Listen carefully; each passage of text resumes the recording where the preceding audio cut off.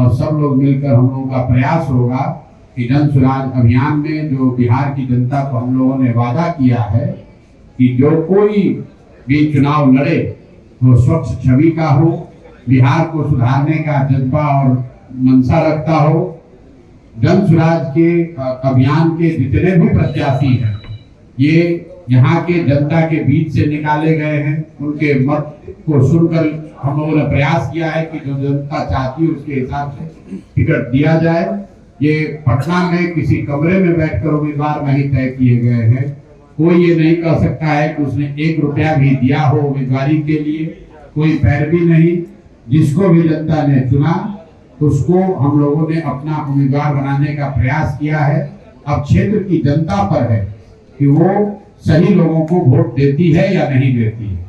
जैसा कि आपको पता है तरारी में जहां पर एक और उम्मीदवार हम लोगों ने पहला उम्मीदवार घोषित किया है, वो क्षेत्र बदनाम है बालू माफिया के लिए, बाहुबलियों के लिए। तरारी में सेना के उप प्रमुख पहली बार 75 वर्ष के इतिहास में इतने बड़े पद पर रहने वाले व्यक्ति जन सुराज की ओर से उम्मीदवार बनाए गए हैं। लेफ्टिनेंट जनरल एसके सिंह, जो एक जैसे कुंवर सिंह 80 साल की उम्र में खड़े हुए थे अंग्रेजों से लड़ने के लिए, वैसे lieutenant general SK Singh Tarari की जनता को बाहुबली और बालू बलियों से बचाने के लिए, मुक्त कराने के लिए जन सुराज के इस अभियान से जुड़कर वहां पर लड़ रहे हैं।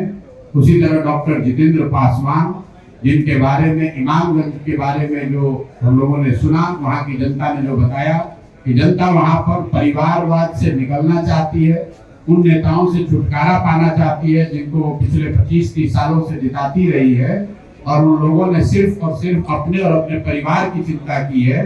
और डॉक्टर साहब की छवि जहां तक हम लोगों को समझ में आई, ये वो व्यक्ति हैं जो वहां पर लोगों का इलाज तो करते ही हैं, लेकिन इलाज का एक मानवीय इनका आधार है। पैसा के बल पर ही सिर्फ इलाज करना इनका मुख्य उद्देश्य नहीं है। 2-3 बार वहां जनप्रतिनिधि भी रहे हैं, और कल मैं खुद इमामगंज में था। सब लोगों से बातचीत करने के बाद लोगों ने जो नामों की चर्चा की, बीगन पासवान जी और डॉक्टर जितेंद्र पासवान, 2 नाम वहां से निकल कर आए थे, जिसमें सर्वसम्मति से बहुमत के आधार पर लोगों ने डॉक्टर जितेंद्र पासवान को तय किया है। इसलिए वो जन सुराज के आधिकारिक उम्मीदवार हैं।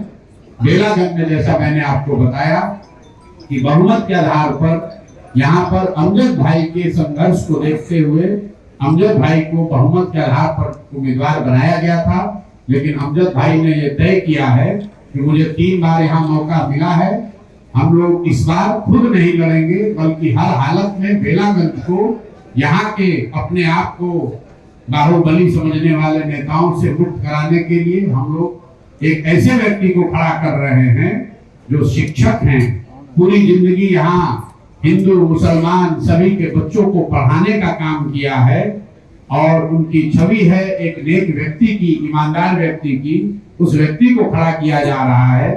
आप में से कुछ लोग ये कह सकते हैं कि उनको ज्यादा लोग नहीं जानता है, लेकिन जन सुराज में हमारे पहले स्लोगन में ये लिखा हुआ है, सही लोग। और 2-2.5 साल के इस अभियान में हमने गांव-गांव में घूम कर कहा है कि जन सुराज सिर्फ मजबूत लोगों को नहीं ढूंढ रहा है, सही लोगों को ढूंढ रहा है। वो आदमी सही मजबूत हो या न हो, जनता की नजर में मजबूत हो या न हो, आदमी सही होना चाहिए। अगर सही आदमी होगा, उसके पीछे व्यवस्था साधन लगाकर जनता के आशीर्वाद से उसको मजबूत बनाया जा सकता है। लेकिन मजबूत आदमी को अगर हम लोग जिता देंगे तो उसको सही बनाने की कोई गारंटी नहीं है। इसलिए जो 3 उम्मीदवार अभी तक घोषित हुए, lieutenant general SK Singh Tarari से, डॉक्टर जितेंद्र पासवान इमामगंज से, और प्रोफेसर खिलाफत साहब बेलागंज गया से। आप देख रहे हैं इनका क्वालिफिकेशन क्या है, समाज के प्रति इनकी प्रतिबद्धता क्या है।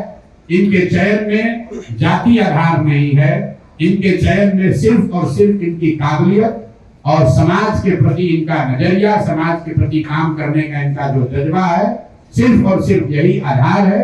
और हम लोगों का जन सुराज परिवार से जुड़े सभी साथियों का ये मानना है कि बिहार की जनता एक एक करके ही सही सारे विधानसभा से कूड़ा करकट को उठाकर फेंकेगी और अच्छे लोगों को चुनकर लाएगी, ताकि बिहार में एक स्वच्छ और अच्छी राजनीति की शुरुआत हो सके, बिहार में शिक्षा और पलायन के मुद्दे को सुलझाया जा सके।